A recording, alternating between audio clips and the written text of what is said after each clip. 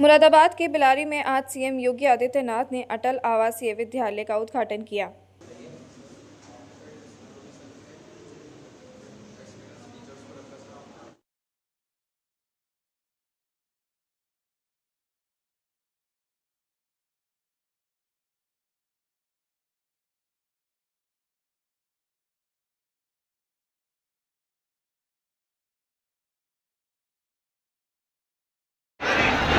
परमेश्वरलाल सैनी की हमारे इस प्रदेश अध्यक्ष जी का अभिनंदन। इसी के साथ मैं माननीय यह वर्ष आपके लिए अत्यंत महत्वपूर्ण वर्ष है।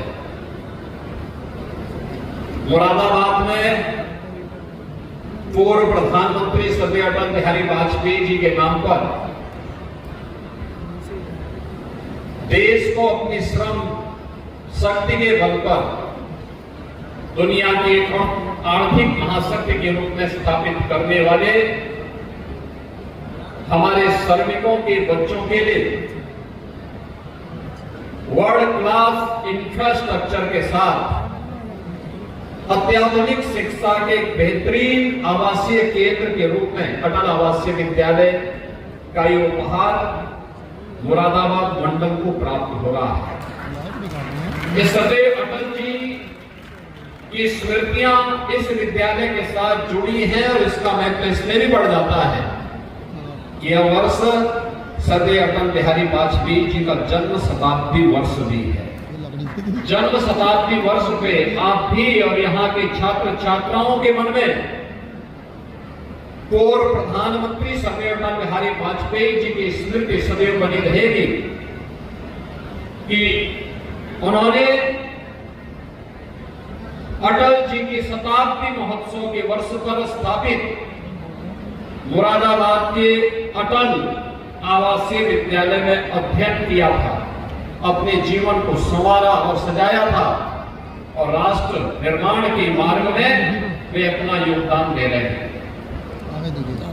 आदरणीय प्रधानमंत्री जी की प्रेरणा से हम लोगों ने प्रदेश के अंदर तय किया था बीओसी बोर्ड में हर एक निर्माण श्रमिक का जिसका रजिस्ट्रेशन है उसके द्वारा जो भी निर्माण कार्य किया जाता है उसका एक शेष इकट्ठा होता है जो बीओसी बोर्ड के पास जमा होता है।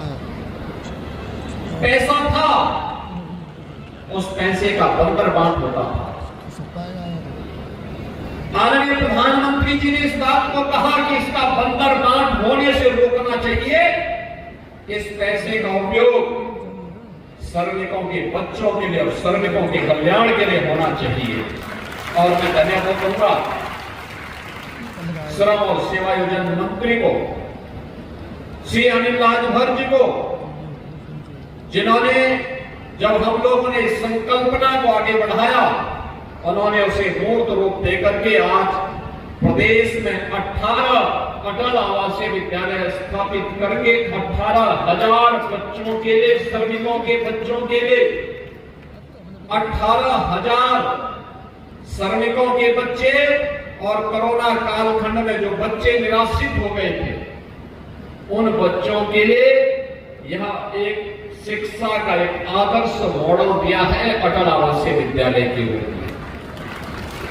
बहनों और भाइयों, इस शिक्षा के प्रति डबल इंजन की सरकार की प्रतिबद्धता को दिखाता है। हम सब जानते हैं शिक्षा किसी भी सभ्य समाज की और समृद्ध समाज की आधारशिला बनती है। कोई सभ्य समाज हो या समृद्ध समाज, अगर शिक्षा उत्तम नहीं है, संस्कार युक्त नहीं है, राष्ट्रीय मूल्यों से ओतप्रोत नहीं है, तो फिर उससे उम्मीद करना कि वहां पे किसी समस्या का समाधान हो सके, वहां देश के लिए कुछ उत्कृष्ट कार्य कर सके, यह कल्पना भी नहीं हो सकती। प्रधानमंत्री मोदी जी ने विजन दिया, प्रदेश की डबल इंजन की सरकार ने उसको इंप्लीमेंट किया और परिणाम है कि मुरादाबाद में भी अटल आवासीय विद्यालय बनकर के खड़ा है। आप देख सकते हैं श्रमिकों के बच्चों के लिए, अनाथ हुए बच्चों के लिए ये विद्यालय बन रहे हैं। अब मैं पूछना चाहता हूं, एक मॉडल यह है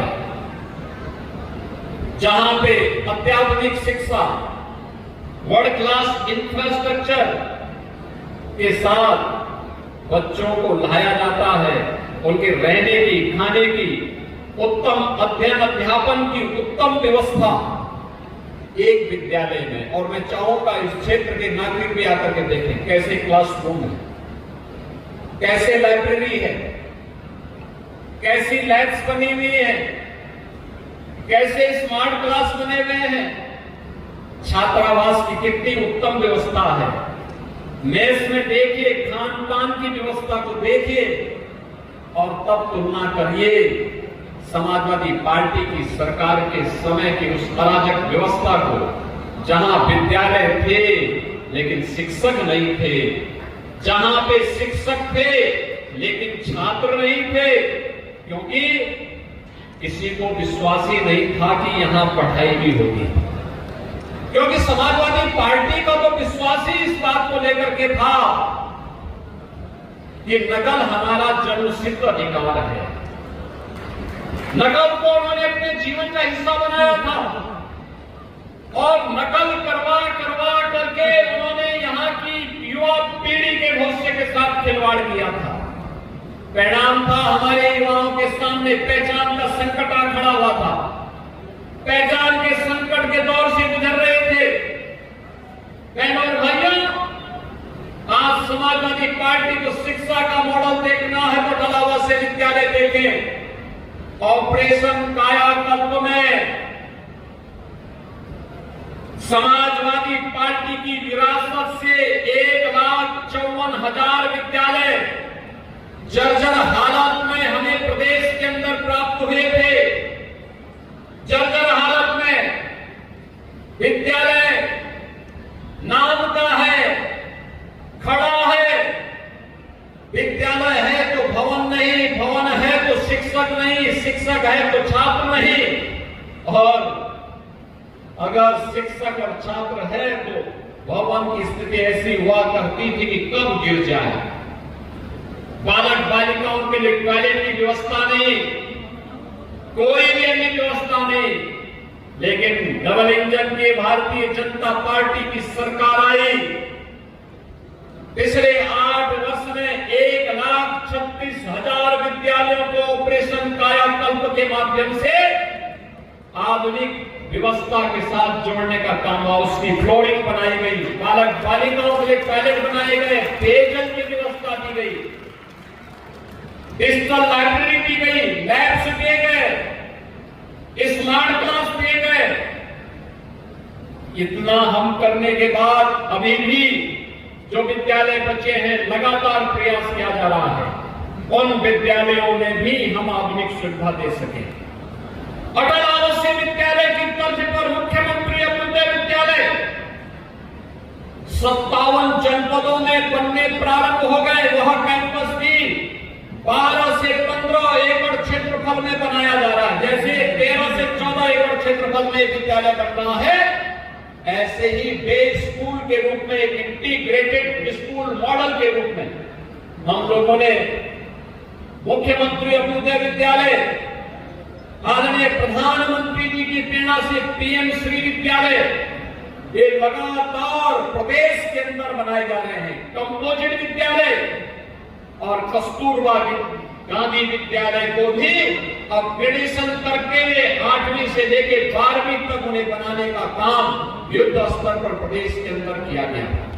आज परिणाम है कि अब नेशनल लेवल पर जब शिक्षा की बात होती है, उत्तर प्रदेश पहले जो 20वें स्थान पर था, अब नंबर 3 और नंबर 5 के बीच में उत्तर प्रदेश का नाम भी होता है। बहनों और भाइयों, इसके लिए प्रयास करना होता है। ठीक बोल रहे थे निर्मला भट्ट कि आज बीडीए के नाम पर इनको कितनी चिंता दिखाई दे रही है, कैसे जा रहे हैं और बीडीए के नाम पर पढ़ा क्या रहे हैं। पीटीए के नाम पर क्या पढ़ा रहे हैं? यानी समाजवादी पार्टी की सरकार है, याद करिए, ये वही सरकार है जब इसकी सरकार के समय ग से गणेश पढ़ाया गया था। पहले की बीजेपी की सरकार में, सर्वदेव कल्याण सिंह जी की सरकार में, तो समाजवादी पार्टी ने कहा था ग से गणेश नहीं, ग से गधा होता है, और इन्होंने बच्चों को क्या पढ़ाना शुरू किया। और आज भी अ का मतलब अनार से नहीं, अमरूद से नहीं, अ से क्या पढ़ाया जा रहा है? ये समाजवादी पार्टी का पुराना संस्कार है, जहां पर भारतीय जनता पार्टी बच्चों को संस्कारों के साथ जोड़ करके विघ्नहर्ता क से गणेश के नाम पर पढ़ाती थी। वहीं समाजवादी पार्टी ने गणपति की भी अवमानना करते इन्होंने ग से गधा पढ़ाने का काम किया था। तो स्वाभाविक रूप से गधे जैसी बुद्धि भी उनकी हो गई है। और इसीलिए आज बच्चों की शिक्षा के उन्नयन के लिए जब प्रदेश के डबल इंजन की सरकार कार्य कर रही है, तो इस समय इनके लोग जाकर के राजनीतिक गतिविधियों का केंद्र विद्यालयों को बनाना चाहते हैं। बहनों और भाइयों, कौन नहीं जानता है कि समाजवादी पार्टी ने प्रदेश की शिक्षा व्यवस्था को कैसे तहस-नहस कर किया था, कैसे किया था, हर व्यक्ति जानता है।